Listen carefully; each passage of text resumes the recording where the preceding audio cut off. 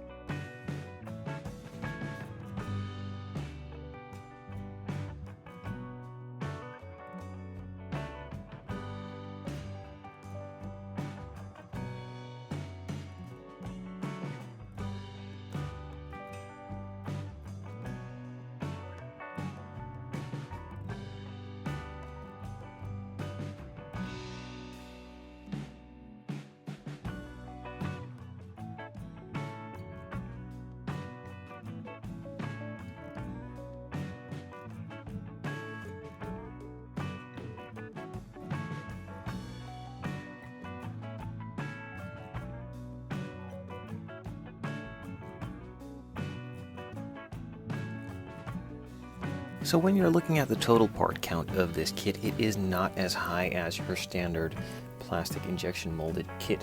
Mostly those kits have a lot of parts for the engine, the chassis, and all stuff that will probably never ever be seen. Now in this case, most of the parts that are made for these kits are for the details. I'm talking about some of the additional photo etch parts, but also a lot of incredible details on the interior and exterior. The chassis on these kits is a bit simple, but that to me is totally fine, as it will be hidden anyway, and therefore it's good enough that they pay attention to the exterior and interior, which is for me the most fun to build and also to show you guys. So let's go through the parts for the interior and check those out.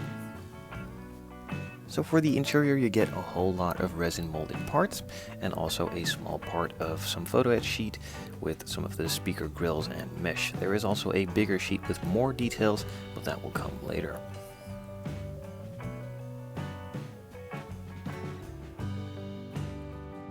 So a lot of the parts are molded in one bigger piece, and then the additional smaller details like on the dashboard for the vents, some of the controls, even some of the extra layup panels, which can be painted in different colors, come molded separately. So it's a lot easier to paint and detail this and make it look good and clean, as if this would be masked off, it's a lot harder to get that looking nice and sharp. And with this part now being separate, it's a lot easier to get that cool color differentiation and building it in a nice finish overall.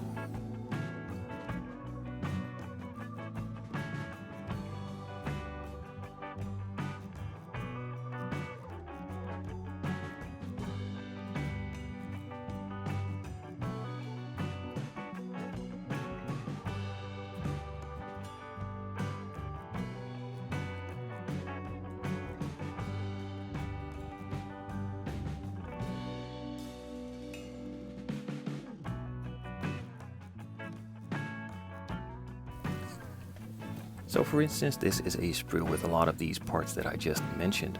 All of the vents are molded separately, making a really nice component which is highly detailable, and a lot of the other smaller panels which need to have different colors are also molded in a separate part and piece to add additional details and just make it look a lot better overall.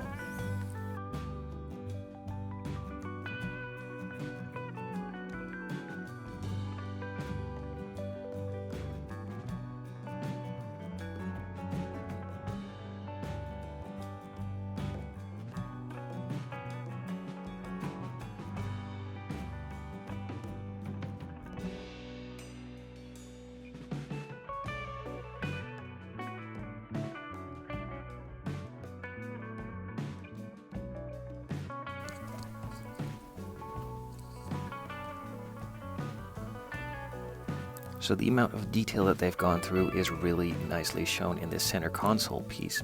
All of the parts are crisp, nice, and look to be there and correct to the actual reference of the car.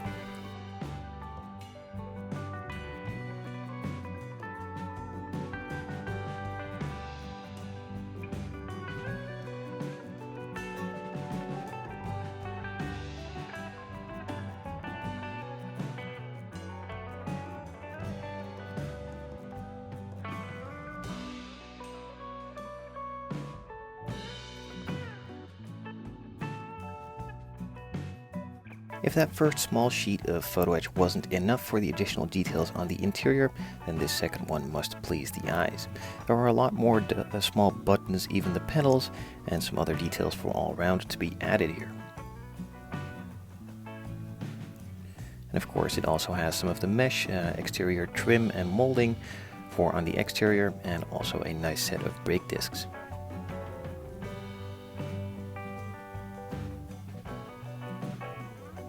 So as mentioned in the intro of the video, the chassis isn't really that much to talk about.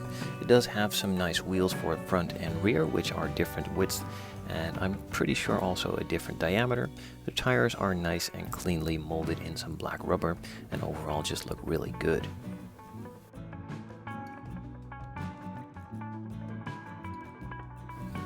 In addition to those photo etch discs, there is also a core for these discs to make them a bit thicker and not all be made out of metal, which is just a simple resin plate. They include some calipers for the front and rear as well, and also some of the e-brake calipers too.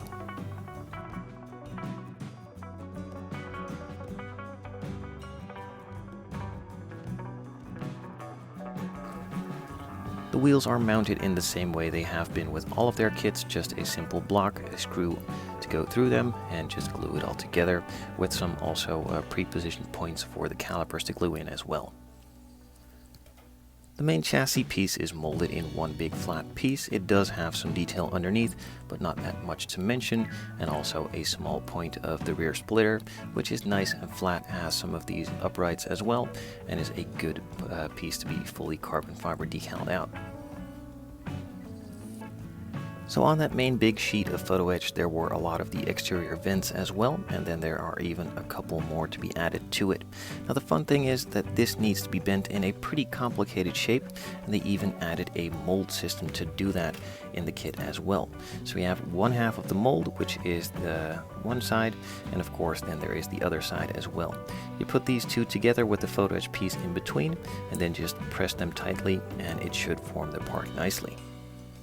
Just like the interior, the exterior is also thought out extremely well, with pretty much no detail left behind.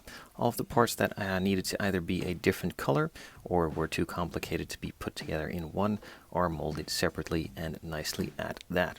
So as you can see, the doors are molded separately and they can just be put in easily.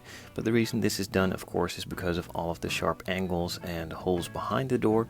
You just put it in and you can paint it all together if you want, or as a separate piece if you so desire. The mold lines on all of these parts are also incredibly pretty much non-existent. They are all underneath and therefore hidden really well and doesn't really require any cleanup.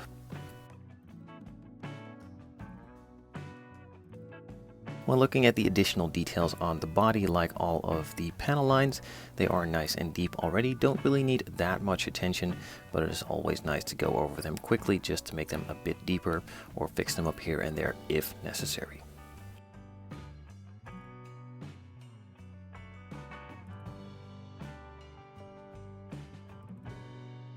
Now alongside the main body you of course get the two door panels as well, and a variety of extra additional parts too.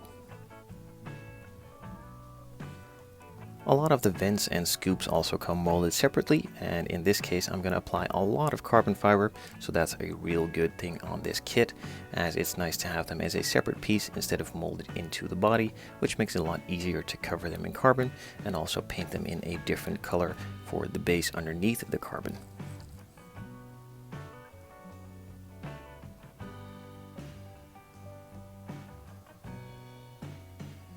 So just like all the vents, even the front and rear splitter come molded separately as well.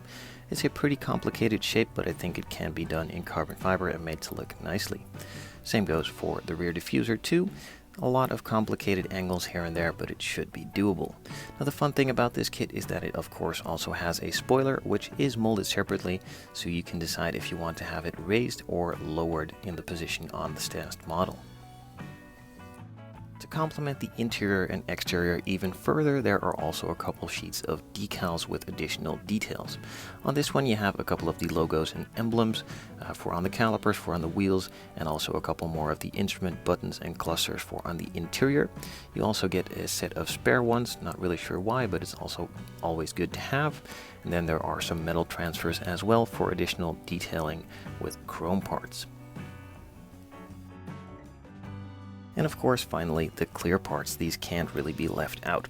You have 1 or 2 sprues, in this case, with some molded clear resin, which looks really nice and crisp, and add an additional 3D part to those parts, of course. And then there is also a sheet of pre-cut and pre-painted, or at least the black outline is pre-painted for all of the other clear parts around. Now, one of the big letdowns for me, and this is one of the harder parts to actually get to look nice, are these parts, as they are flat, but they actually need to be curved, round, or at least not glued together on a flat surface. It is a lot harder to glue these in place nicely and have them conform to the shape. So if you guys have any suggestions on how to make that easier, please let me know down in the comments below.